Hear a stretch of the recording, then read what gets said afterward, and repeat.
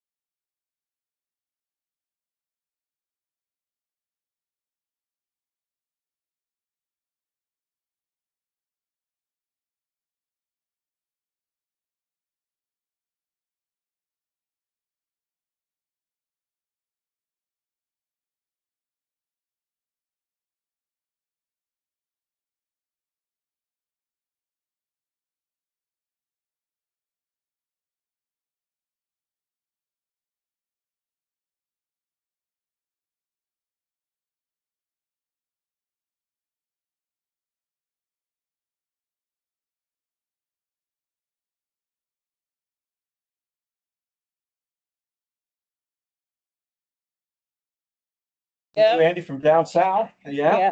I was just with Andy last Monday, so Oh, yeah. Please pass one to those guys. I said, I will. Yeah, they're always excited when I tell them that I get to see you. oh, wow. I don't know about that. I know it's We not had a all lot, I up. tell you, we had a lot of Okay. good times. Yeah. Really. Yeah. It really, you don't even consider it work. But when we got together for conferences and all that, it was just a lot of fun. And they're still good guys. They are a Except great for- team. did I'm very Scott- lucky. Did he go? Scott Prosh is still with us. Is he Yeah. really?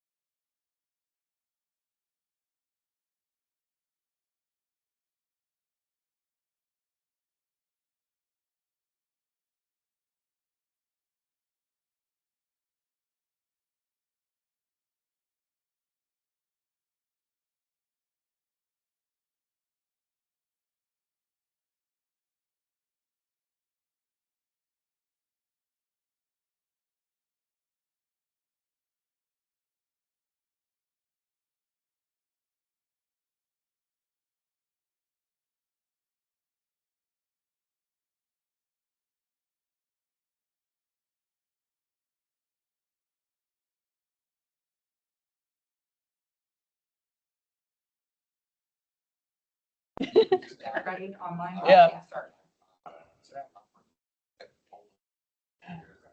Right. It's time for us to begin. So, no, that's fine. I'm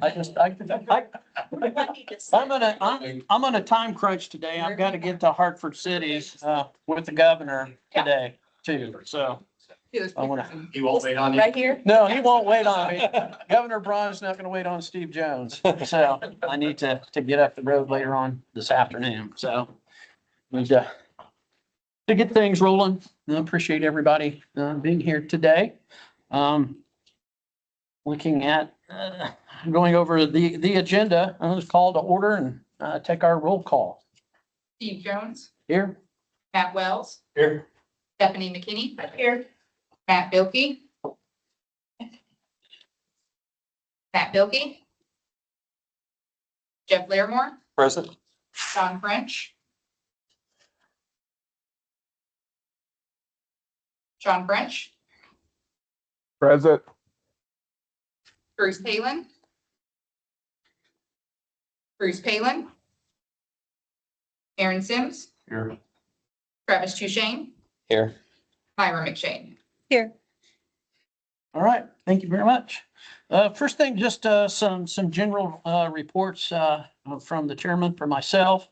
Last time I just gave an overview of some of the, I guess, notable hazardous materials incidents that happened that quarter. And so just wanted to talk about what's transpired since then.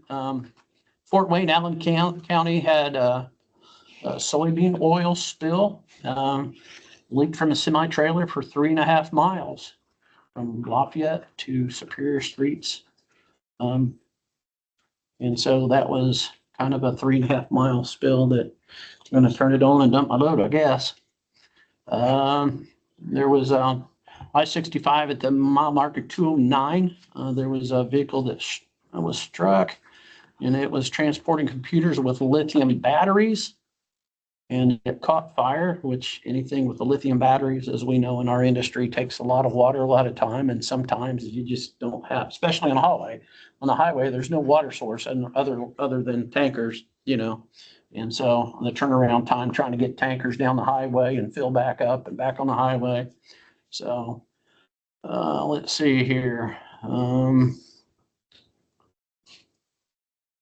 Noblesville had a chemical fed explosion at Indiana American Water Treatment Plant.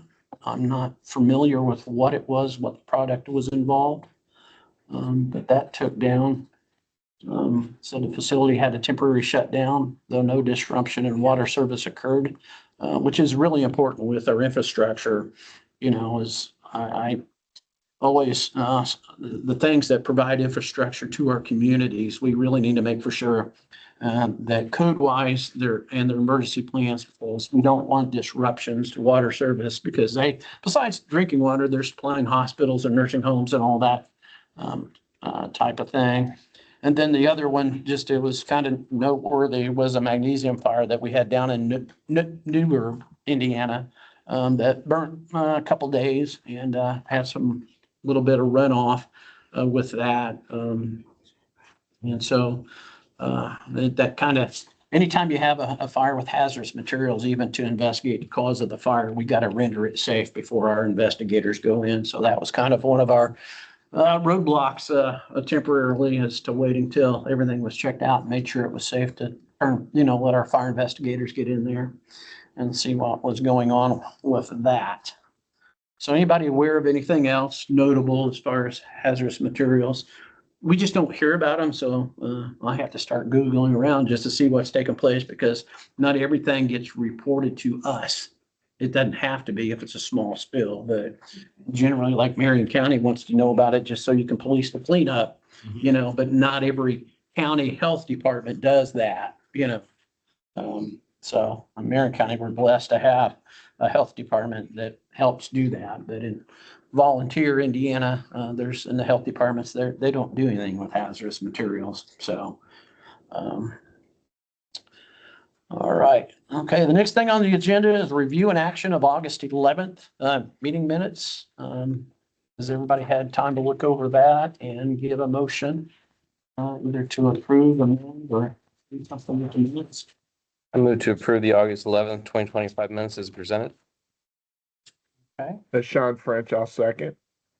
All right. We got a second? Steve Jones, Yes. Matt Wells, Yes. Stephanie McKinney. Yes. Pat Bilkey.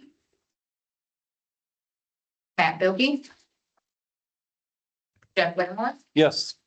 Sean French, Yes. Bruce Pitland. Bruce Palin. Aaron Sims, Yes.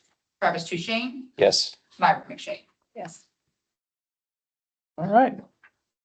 Next on the agenda is the review and action of LAPC roster appointments, and I guess our legal team. And one of the things I don't know that we've ever done is having written appointments across all the people on the LAPCs, all 92 counties.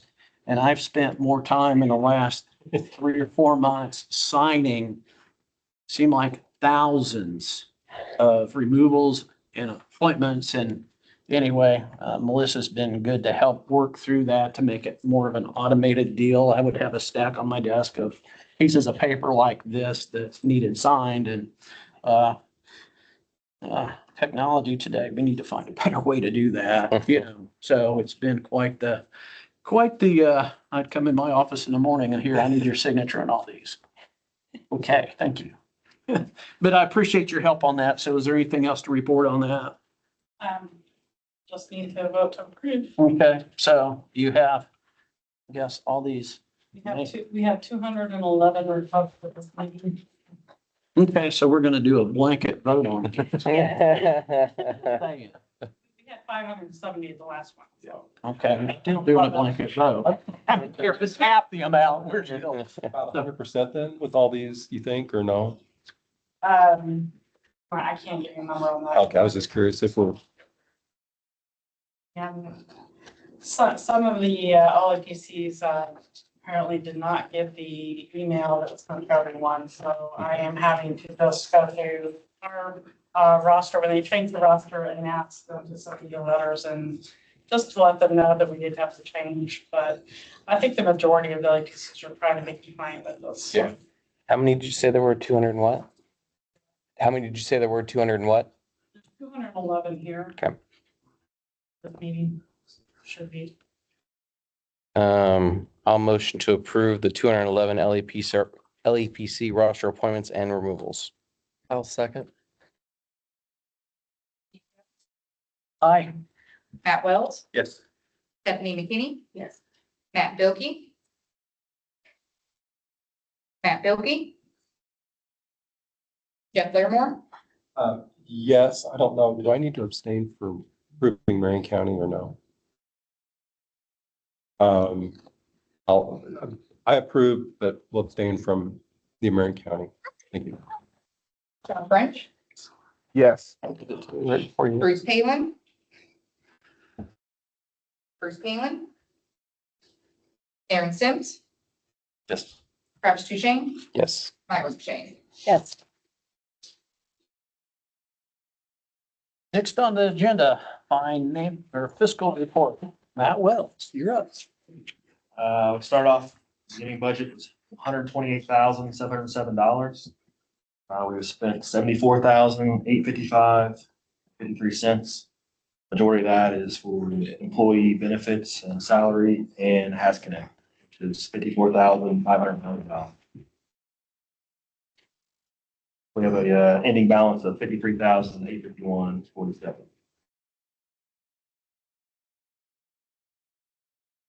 Any questions on that? I'm done. Next, I'm sorry. go ahead. Well, so we'll be ending the IRC for this year. We'll end the year with this 53,000 balance. Is that what we're thinking, or do we have more? We should have more wages and benefit money that comes out of that, so it'll probably be less by the time the fiscal year ends. Just to reiterate too, is the money that we get in through our tier 2 program, our personnel expenses exceed the money that pays that and only pays for one of our personnel. We've actually cut back because we had 3 and now we've got 2, but it still exceeds our ability to compensate for the personnel and Homeland Security. So just wanted to bring that to you.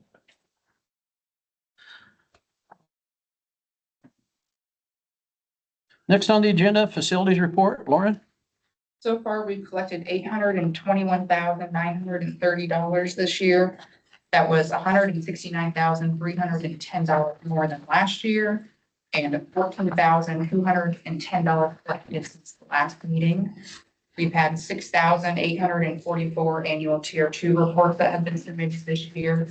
There are still 263 active facilities that have not initiated this year's report. 12 facilities have not completed their report but have started it. There are 39 active facilities that have never submitted an annual tier 2 report, and there have been 3 incidents that have occurred since our last meeting. Any questions on that? I just appreciate Lauren's work on that. You know, we've increased funding. It's just one of those things is you got to keep following through. Anything, no matter if it's this or most projects are not as successful. It is your follow through and keep going and focus. That's how people are successful. And she's been real successful in following up and making for sure we can get these people to start complying. And If we have active facilities that are active because they thought they might be covered and then they realized that they weren't covered, but they haven't been able to figure out how to unactivate themselves, we can just refer them to you. Yeah, they can email the Sarah TR2 Yeah. inbox, or they can just call me directly. The phone number always comes Okay. directly to me. We've got a couple facilities that thought they were going to be, and then once they got into it, they realized they weren't, and now they aren't able to figure out how to, Yep, they can just contact me and I'll walk them through. How to unplug. yeah, how to like delete. Yeah, yeah, and that's the thing is, it's, you know, any of these databases that are so huge, you know, even contact information, if people don't get in there, then it's hard to find the people we need to talk to get them out of the system or get them re-engaged and complying. So I appreciate all your work going into that. All right. New business, review and action of the REC meeting dates for 2026. These are some dates that we put on the calendar: February 9th, May 11th, August 10th, and October. Again, would be, they may already have it, but we're going to coordinate again with the hazmat conference to have it at the hazmat conference next year. So that date's, I guess, we'll work there. They pick the dates. Okay, so we'll get that at the next meeting and have it on here, but tentatively, that's the dates for the next meeting. I don't know that we need to vote on that, do we? Melissa? I think we probably do. Okay. Do they? Yeah. vote on For Let's, next year, yes. Okay. In the past, we've always voted. all right. Yeah. Sure. I do have one question, Steve. Yep. I know last year we did an all-day conference. Is that something we are looking at doing again in the future? We can think about, I don't want to just say we're going to do it and then really not have any. If, you know, at the next meeting, if that's something that the board members would like to do, is present, you know, what you might want to do in an all-day meeting that you think would be beneficial for all day. Because I did like doing that. It just, you know, logistically has a lot more to do. If we do it out of central Indiana, people have to drive farther and those types of things. I mean, I'm okay with doing it here Yeah. for an all-day meeting, so. Yeah, let's do it in Brownsburg. How's that? It works even better. But We got yeah, plenty of space too. I did enjoy that, you know, even though there's a lot that we talk about that we just don't have the bandwidth to get everything done. But I think the things that we talk about really meant a lot and helps educate our group and look at the hazardous materials in the state. Hazardous materials in the state is like everything else, whether it's our economy, it's evolving, our risks change over time, you know, where our risk today, you know, lithium batteries present risks to our communities that were not on our radar 10 years ago, you know. And I think just looking at the different industries in the state of Indiana and what's happening with economic development, what's coming into the state, what types of things do we need to be helping our responders, educate them. And again, back to the funding is how do we do that? And I know most of these comments are funding things, which is important. And we'll get into that when we get into that portion. But that meeting, I did enjoy going over those types of things at the meeting. So if we could just bring that to the table next meeting about ideas, do we want to do it? And if we do, what do we want to talk about? Because we spend, you know, 3 or 4 hours in the morning, 3 or 4 hours in the afternoon, or whatever it looks like. I think I did enjoy that. So, Well, I think as we're seeing this morning from Matt's report, funding is something that we really have to look at. I mean, as this pie is not growing fast enough to pay for the IDHS team that supports this group and provide funding to the LEPCs to be able to do what they need to do. And so, you know, as that competition continues to increase, somebody's going to lose and nobody should lose. I mean, we need this, IRC needs its support. But again, the companies that are paying tier 2 funds are doing so to ensure preparedness at the local level. And so, you know, I know there's a lot going into that, but I think having a retreat, allowing us to spend more time, maybe invite some industry people and others who have a vested interest in what LEPCs and what the IRC does to talk about a strategy or how do we, you know, I know nobody wants to pay more, but the return on the investment, I think, especially if you talk to the Marion County companies that have hazardous materials, to know that they've got 3 level A hazmat entry teams and 2 decon teams. available at the end of a 911 call. So I would definitely support a retreat and an opportunity to talk about this and some other important issues. Thanks. Throwing that out there. Of course. All right, let's go ahead. Did we vote on the dates? We didn't. Yeah, not yet. We Okay. have a motion. Have a motion? I'll move to approve the 2026 dates and locations for meetings. Okay. Got a motion? I have a second? Second. Steve Jones, Aye. Matt Wells, Yes. Stephanie McKinney, Yes. Matt Bilkey. Matt Bilkey. Jeff Blairmore, Yes. Sean French, Yes. Bruce Palin. Bruce Palin. Aaron Sims, Yes. Travis Duchesne, Yes. Myron McShane. Yes. Thank you. All right, next on the discussion is how we can begin merging counties that want to merge their LEPCs.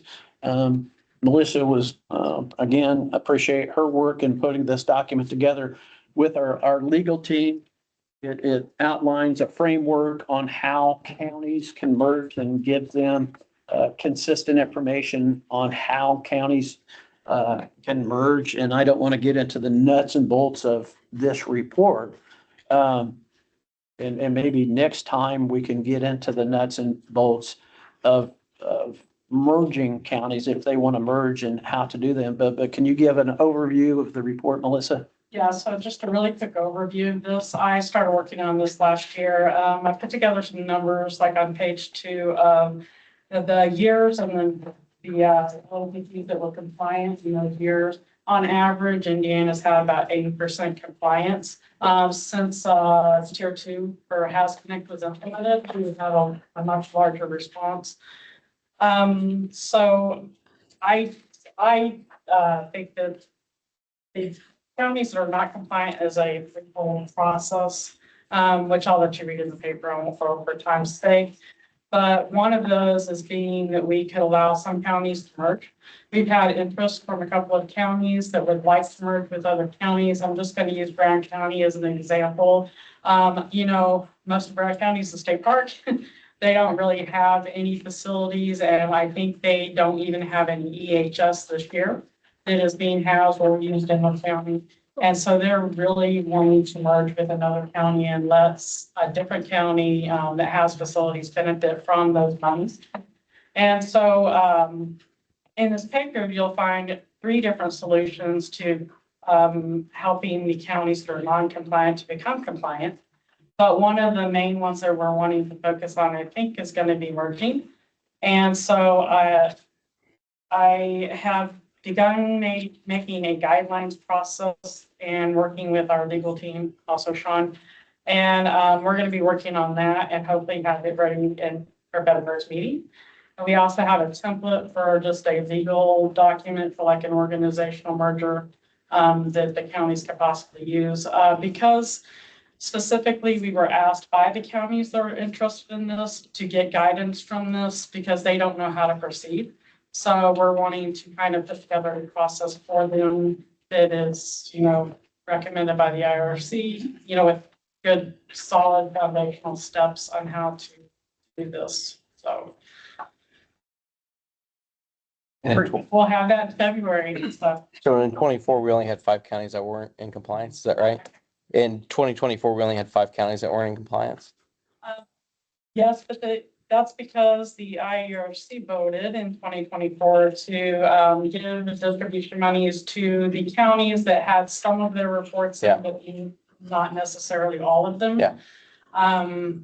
So, and then the 5 counties that didn't receive funding were the 5 counties that don't have an LEPC. They're not active at all, so there's no one to give money to. Basically, so that doesn't normally happen, but you all decided that was the best thing to do in 2024. So. I want to make that the norm. Yeah, I think so too. I just, the people that are trying, I don't want to penalize them. Yeah. Especially under today's darn dink challenges with Senate Bill 1 and taxes and all that. So I want to be the kinder, gentler IDRC. I did want to say one more thing really quick about this. One of the processes in here, or one of the solutions in here was to make sure that the LEPCs have the tools that they need to be able to get the reports done easily. And so we have just completed, or I've just completed doing a series of PowerPoint instructional. They have step-by-step screenshot instructions in them. And I just completed the last two. And so I've got paper copies there on that table of the last two that I just did, the exercise proposal and the exercise final report. And then the other ones that have been finished are over there. And those are already up and on the LAPC webpage now to be used by the LAPCs. And I've already had positive feedback from some people that are using them. So Thank you very much. Well done, thank you. know, And the thing is, it's, LAPCs are volunteer help, and anything that we can do to help them understand how to get it done and welcome, if they still can't get it, is to call our staff to walk them through on their computers to be able to get that stuff done. So, Thank you for putting this report together. all right. Next is the public comments, and it looks like Jamie Burrows, you're up. Yeah, Jim Gross, Fire Chief East Madison. We staff the Madison County Hazmat team. I think along with the other colleagues here, we're going to talk about funding the hazmat teams. Kind of get the commission's thoughts on that. There's about 10, 15 years ago, there was a typing system in place for hazmat teams. And, so we know, a type 2 team versus a type 3 team and funding for that. So long-term, what that's going to look like as far as sustainability. So kind of, is there comments or possibility of having some dialogue, or is it just comments? Oh, I welcome dialogue. Okay. Yeah. So thoughts on a typing system? Had some conversations over the years, I think, with Jeff on that. So. Yeah, I agree. I think it, depending on what type of a hazmat team you have, your costs are going to be significantly different. Training, equipment, sustainment. And so again, it seems like teams like yours and IFD that are the more advanced teams, Fort Wayne and some of the other larger cities, they become kind of like a regional team because they've got more robust capabilities. And so again, it's kind of like as you scale up an incident and you need more people and you need more tools, then then teams like yours get pulled into incidents, especially outside your area of responsibility. And so again, I think looking at funding, I know I've talked about, is there monies that didn't go to LEPCs that weren't active, that are still here within the state? Is there a possibility of being able to utilize some of that money? Is there a path, and kind of like what Melissa just mentioned about, coming up with a plan, kind of a protocol or a procedure to follow? And I'd like to. Past is, fire department has 2 suits and some bags of oil dry and like old booms that calls themselves a hazmat team. And right from the state standpoint, one other thing I do is I serve as the mutual aid chair for the fire chiefs and sit in the EOC. And part of the job is, ESF report and helping with IDM of a major incident, getting hazmat teams deployed. So I think we need, maybe from the commission standpoint and from IDHS standpoint, maybe jointly go back to the typing system that we had that was put in place 10, 15 years ago. So we have teams like self-report what their typing is, and then a validation system to that. So when the state, in a major incident, asks a team to go show up, we actually have qualified teams that show up. Somebody says they're a type 2 or a type 3 team. How do we know that, right? So, and then from that point, from a typing standpoint, then look at a funding mechanism. So we're not just giving, whatever funds are available, we're not just giving that to 30 teams out there, and some of them are not qualified teams. You give them Once we have one more suit, but you still got 2 people. right.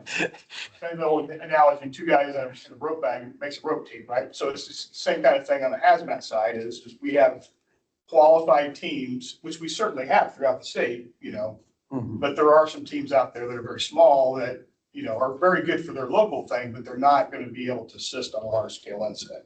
A level A team, like we mentioned earlier, you have 3 in Marion County. So can we, from a commission standpoint at IDHS, look at going back to a typing system?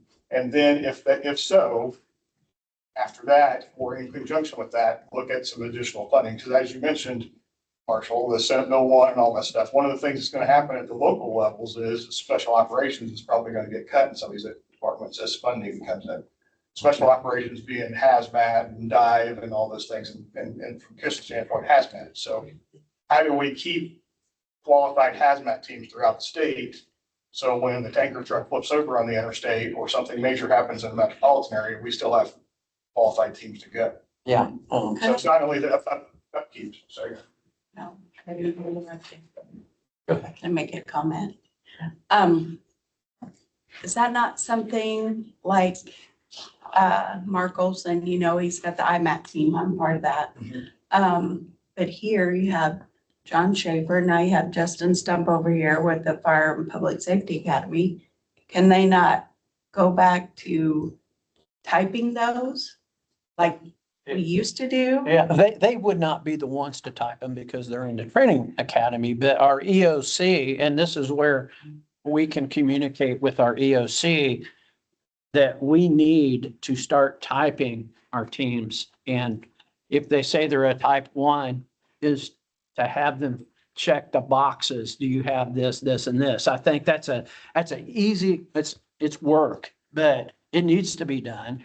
In most states around, even all the states around us have systems in place. So there's models out there. Yeah. Honestly, we're one of the few states that do not have something like that in place. And I think from our standpoint, for our citizens, we need to have, and for our departments, we need to have something like that, a validation system. But I can say I'm a type 2 team, but can I actually Yeah. do that? When we I pull up to the I can get with Mary, who runs the EOC, and share that we need to start doing a inventory of the different types of hazmat teams we have. If you have a hazmat team, here's what a type 1, and then we can. Typings are, but there's checklists already out there for one. Yep. There's a FEMA typing system, things like that. Then we can in a kind way, go back and just verify the inventory. There you know. definitely needs to be site visits at some point. So, IDHS staff or somebody like that to yeah, verify that they have all the tools and Yeah. employees that they say they have. yeah, And then that turns into, ideally sooner than later, some kind of funding mechanism. Maybe not huge dollars, but just sustainment dollars. Yeah, Because sensors and suits and all that cost money. it expires, then you got to Maintain what we already Yeah. have, so. And just, I think it'd be a good time to share this week, on our website. Indiana statute allows the state fire marshal to generate a fee schedule for responding to hazardous materials incidents, fire incidents and stuff. And so I have updated that fee schedule to substantially increase funding. So whenever you have an incident and you have an engine sitting on the scene, that first hour for every apparatus, you can bill them $500 for, and then I can't remember, $300 for the hours afterwards. And then chief's vehicles, I have significantly increased that because funding is decreasing. When we I go around the state and look at what's happening to the projected funding for fire departments across the state of Indiana over the next 3 to 5 years, the funding is decreasing. And so for our specialty teams, whether it's rope, dive, hazmat, trench, there's less funding for emergency services to operate. And if your rope team only does 1 run a year, okay, that's the people that count the beans are going to move some beans from over here to over here. Same thing with our hazmat teams. And that's one of the things I think Indiana Fire Service, probably emergency service, we need to do a better job of documenting hazardous materials incident. It's not like they're reporting to us. I have to go and find out what's happening in the state. I know if you say when you're doing your run report that it was a hazardous materials incident, it then generates another 2 pages of stuff you gotta fill out. So fireman's like, I'm gonna take the easy way. Oh, that was a small spill. But they may have had to use level B suits. They may have had to do, honestly, everybody should be doing decon every time they do much of anything anymore. But all those things are billable. All those statistics we need to help build the case that, okay, decreasing funding is not something where we need in the hazmat world, because with every investment you make on meters and suits, everything expires. After 9/11, man, we had, boom, here's all this money, but we can't sustain it because that funding isn't there anymore. So. I was gonna say, I will say, I know you'd mentioned SB1 and that's gonna change funding for, communities all across the state. I've talked to quite a few state House representatives and senators. I believe SB1 is gonna be reopened in the short session even, which wasn't planned. They usually don't talk about that during short sessions, but they want to make some changes to it because I think there's been quite a bit of pushback from local communities. And then 27 will be a long session and will be opened up again as well. Most of those changes don't take place till 2028. So there's some time to hopefully work out some issues that we see with SB1. I'm concerned about it as well. Hopefully. Yes. Yeah. Hendrick? Yep. Hi, Marshall. My name's Josh Hendrick. I am kind of here on multiple roles. So I am Deputy Chief of East Madison. I help run the Madison County Hazmat Team, take care of all the cost recovery for the county hazmat team. And I am the chair of the Madison County LEPC. So a lot of the same things he's echoed. I see a great concern and I have an opportunity. One of the board members of iHammer, and I have a lot of opportunity to interact with other teams. And you see a trend of that sustainability and how are we going to get there? And I talked to a lot of other counties that, and I've sat in meetings and I've heard them say, well, IFD is my hazmat team. Madison County is my hazmat team. And 9 times out of 10, IFD doesn't know that. Madison County. No, yeah. And there's no funding. Until the run comes out. No, I'm heading Right. 2 counties over. Yeah. So what ends up happening, and I started a project about 2 years ago with talking to some people, actually talking to Russ through the I-Chiefs and having some phone calls, and I ended up having some conversations with several other states and looking into their program and pulling up some old documents that was actually sent out by the fire marshal's office and the hazmat guys 10 to 15 years ago on the typings. But what I did is I reached out to Wisconsin predominantly and Pennsylvania predominantly because they're 2 of the more kind of robust systems in the country on the hazmat side of things. And a lot of what Chief Burrows was saying is when you look at those, Pennsylvania's is very codified and it's heavily in their statutes. And they actually have that every single county in the state of Pennsylvania has to have a hazmat team, or they have to contract with the neighboring county fiscally to provide that hazmat team. There's been some news in Lancaster County, Pennsylvania right now, where they actually just shut down their hazmat team. It was a private team that they were using. They shut them down. There's another contract with the neighboring county now. And they pay them $20,000 a year just to be their hazmat team. And then they can do cost recovery as well. But the money comes through this commission and the tier 2 monies. And that's how, if you don't have a hazmat team, then you have to enter into an agreement with the neighboring county to have a hazmat team. And then you need to support that hazmat team. Whereas in Pennsylvania, they do the same thing. They do a typing system. They use the FEMA typing system, and I've got the documents. I'd be more than happy to share if somebody wanted those. And they do that, and then they are on a cycle. They go out and they take an inventory. So you're on a reporting cycle, and every year you have to do this inventory. We just send in run reports, training records, and then every 4 years they actually do a site visit with every team, and they come in and they say, okay, let me look at all your stuff. They look at your equipment. They actually hold a drill to make sure that team can function. And if you can't meet the requirements, then they put you on a probation period. You have 9 months to fix it. They come back out and reevaluate you. If you can't do it, then they cut you as a state-sponsored team, and your county has to find somebody else and accordingly. And that's also how they fund grants through. So, we get a lot of, fortunately so far, state grant funds, which most of that, as you all know, comes from federal government. Not only do we have the state budget climate, but there's a lot of changes at the federal climate, as everybody's aware. Yeah. So I think the long-term sustainability of relying on SHSP and HMEP and UASI funds, it's not really a good long-term plan. Wisconsin does theirs a little bit different, but kind of the same thing. They don't have one in every county, but what they've done is they've established 4 task forces throughout the state, and they broke it up into regions, and and it's actually on their EMA, their state EMA's website. They have a type 1 in the north and a type 1 in the south, and then they have multiple type 2s and even more type 3s, which handle your hydrocarbon type stuff. Through the state there, you call into the watch desk and you say, hey, I have a hazmat response in XYZ Wisconsin. It'll send you your closest appropriate team. So it may be a type 3, type 2, type 1, and then they'll evaluate, do I need to send a larger team to help complement this?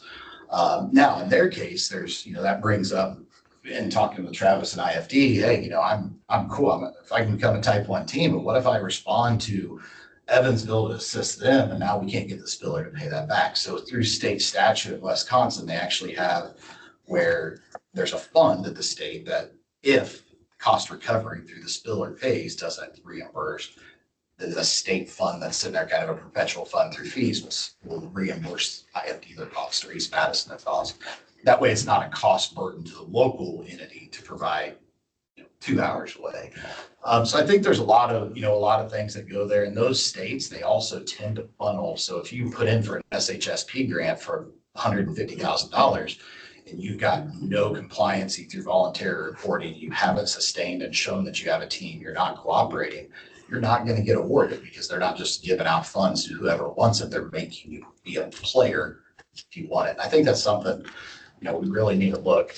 It's a trend. Chief Rose says that as the funds dry up, it's one of the first things that people start hitting, and they start saying, hey, let's get rid of a hazmat team. And, we all want East Palestine. I spent 5 years working for hazmat contractors, and I've been on some big incidents. You look at East Palestine, Ohio, that same train traveled through northern Indiana before it derailed and caused East Palestine. If you have that same scenario here, the fire service historically will figure it out, but that's not a figure it out after it happens shouldn't be the plan. We need to come up with some better. And I think baby steps, we're not saying, hey, let's give us $1 million. Let's do this. That's not what I don't think anybody's saying. This is baby steps, starting with some voluntary inventory, maybe into some more compliance, and kind of having some plans, long-term sustainability plans for that grant funding. And like I said, I've done a lot of research and put together a lot of information. More than happy to share it with anybody that wants it and assist in my capacities. I'd be interested in seeing that information.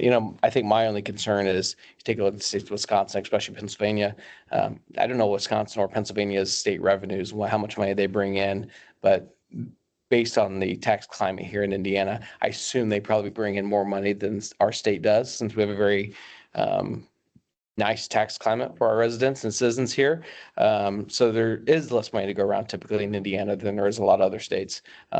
So that's something I think we need to look at on the state level versus just here, because obviously it's, you're right, there's a lot of changes going on, and federal, especially at the federal level, and in here in Indiana. I mean, you just see with SB1 that they're trying to pull back money that's being taken from citizens to make it life a little easier for your everyday person.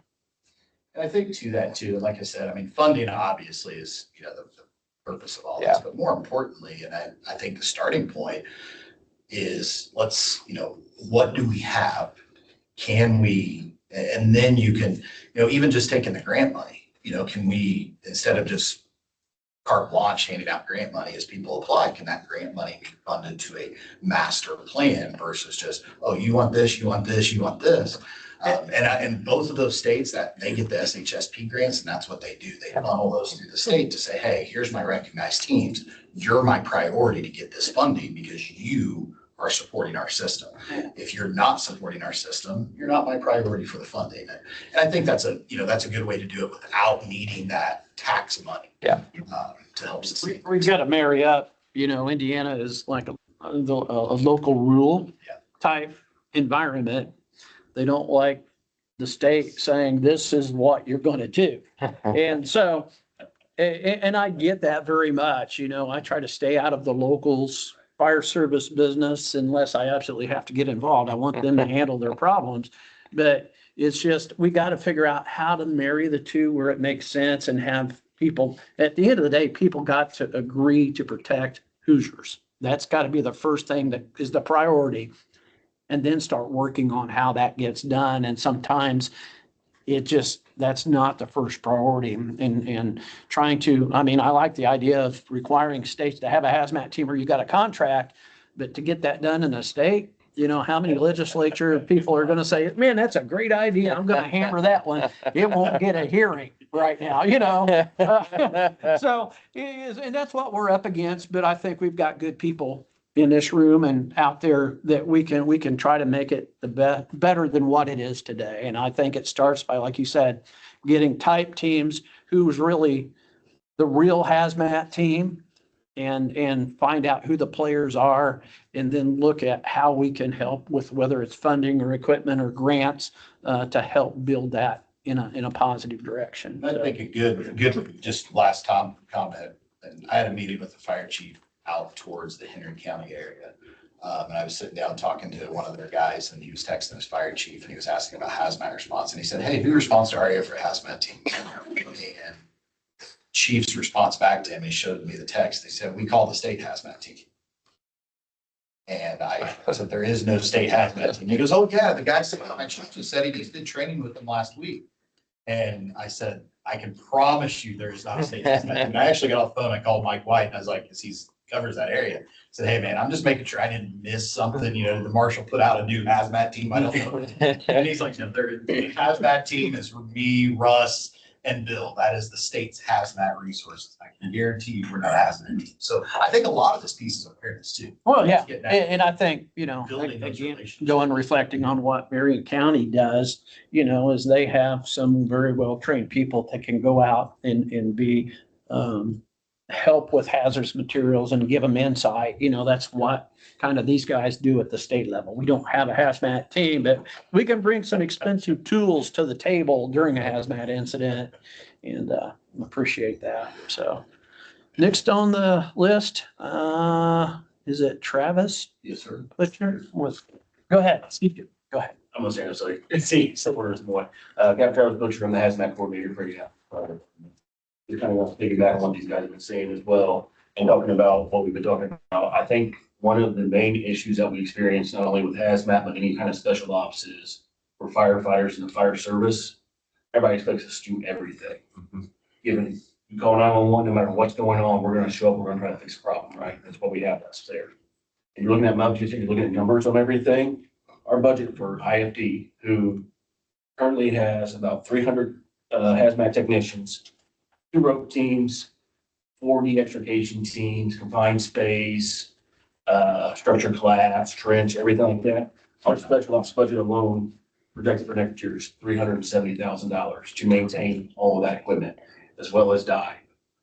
We have approximately about 8 boats throughout the county just for IFT. We cover about 2/3 of the county from our response standpoint, and it's taxpayer dollars.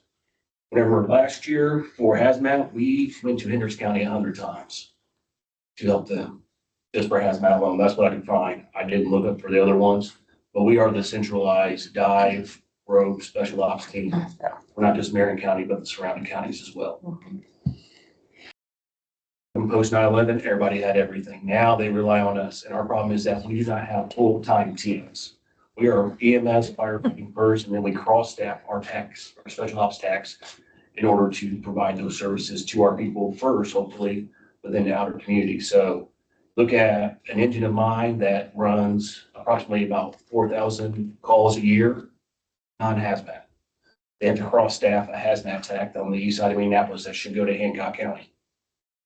Call us, we may or may not be in service. You just never know. Yeah. One of the main things that they've been talking about is we can get a lot of money to fund our initial purchases of meters, equipment, tools, but then it's the upkeep that we don't have budgeted yet. Yeah. Sensors, calibration, training especially now has become a huge thing. There's a lot of good training. These gentlemen put on a great conference here. It's hard to get those guys to come in and try to do that because we don't have that budgetary money. The state was able to create some kind of fund and some kind of mechanism like that, very similar to HMAP. If we apply for HMAP, then we're taking away from our LAPC. We had that happen last year where our LAPC applied for a battery class. Wayne Township applied for a battery class. Wayne Township got it, our LAPC didn't. You know, it's stuff like that where we seem to be competing for the same funds in the county with our LAPCs. We have a really good working relationship from Marion County compared to other counties, I think. So just trying to find that mechanism of that grant money some way, somehow. And like you said, typing, we voluntarily type, I have the same typing system set up, and we looked through it and said, hey, we're missing little odds and ends, but for the most part, I can throw about 100 guys level A entry into a run in a day. So Yeah. but just trying to keep up that training for that makes it difficult as one person. Trying to do 300 technicians and 1,300 guys that need awareness and ops. So And I can speak for at least portion of Hendricks County and town of Brownsburg in our fire territory. I know we are beefing up our hazmat team here because we know we do rely on a lot of assistance from other locations. So we are trying to take some of that on our own to build that up. So we don't need as much assistance from outside help, but we do always appreciate the help of IFD. talk with your guys and help them through things. So I mean, it Appreciate calls that. me for Central Indiana to kind of say, what do we need to be a certain type and what should we be hearing? You can go back to the spiller pay law. Our city county administration doesn't want us to bill, have the rule on that. And stay outside the county. And then you look at the idea of a lot of the charter services now are fly-by-night LLCs.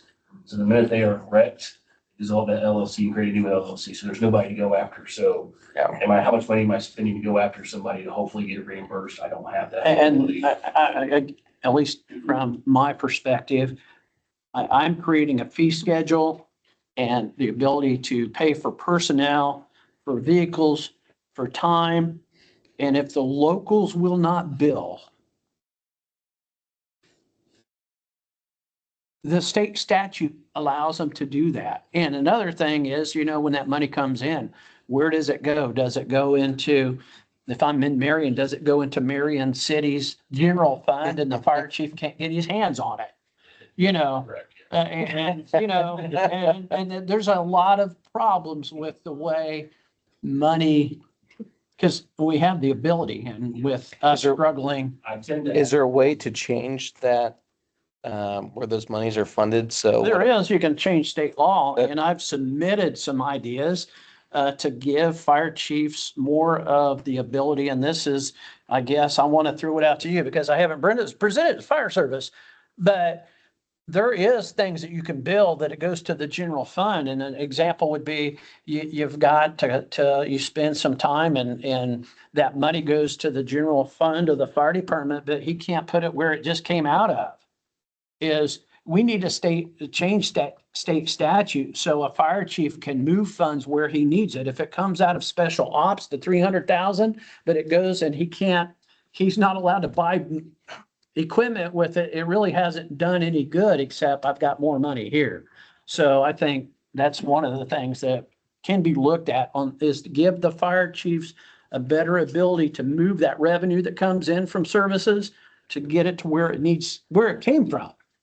If it's billing for equipment, it may go to his general fund or some other fund that he can't actually replace the equipment. So. yeah, I feel like that should go straight into the general fund for the fire department versus the general fund for Indianapolis or.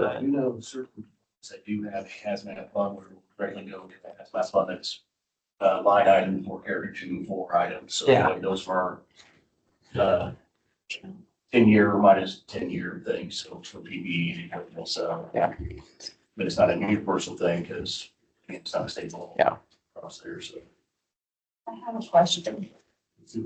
So, going back to Melissa and the counties joining, because I've asked her or one of the girls about joining Knox County, Vincennes, LAPC, so that our money can help fund their hazmat team.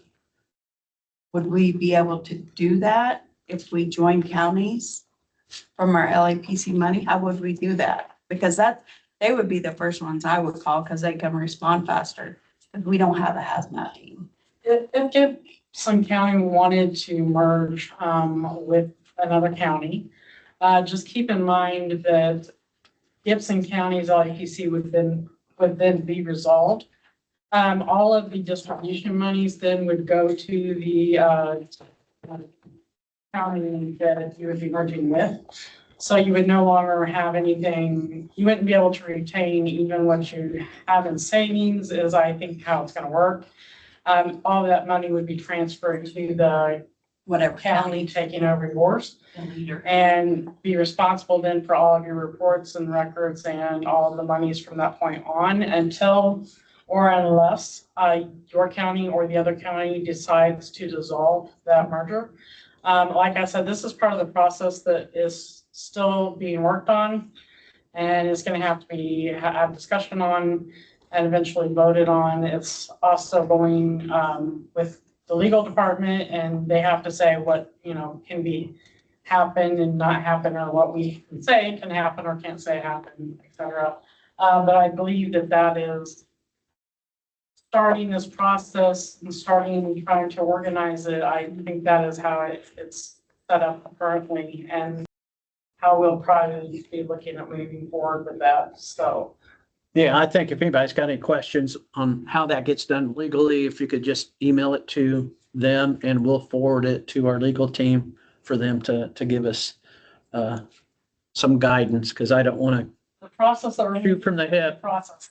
I don't want to shoot from the hip and give bad information and then 2 meetings into it, it's like, I know you said this, but I found out it isn't true. That way. So if you got specific Anyone questions. can email me any concerns that they have, or you can email it to the IRC inbox, whatever you're comfortable with. And we'll. Do. All right. Anything for the good of the order before we close? I just have a question, and you may not be able to answer this right now.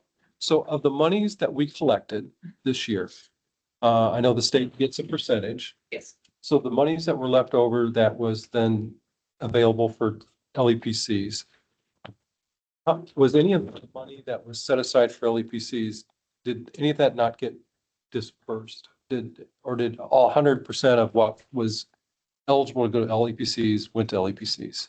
Understand my question? I believe all the money went to the LAPCs that you guys voted on to give, and then for the inactive ones, I believe that went back in. So the- some of the money did actually get held back for the Maybe, non-actives. maybe 5 of them, right?